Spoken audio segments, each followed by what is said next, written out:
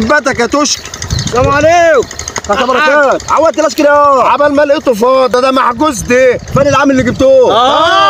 هو ده عميل. امال ايه؟ انت جايب نص عامل وجاي تضحك عليا يا توشك؟ ما تتكلمش انت.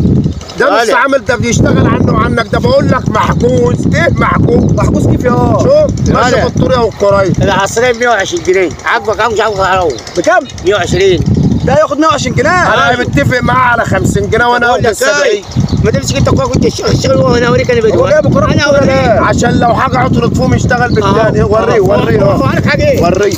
شوف اللهم صل على النبي. ده انت ما تعرفوش لما بيسخن روح ده ماجع. شوف بقول لك دي بيطلبوه بالاسبوع. لا والله شغال يا عم. الله ينور عليك يا ابني. وبياخد 50 جنيه. الله ينور. كام؟ 120. هتاخد كام؟ 120. 120. ايوه. وده بيدي 120.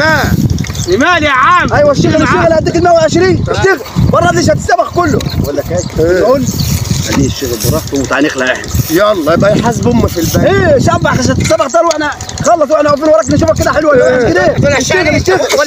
الله ينور عليك. ايه طب راح اولع له انا على الشابه. طب روح ولع روح انت ولع على الشقه.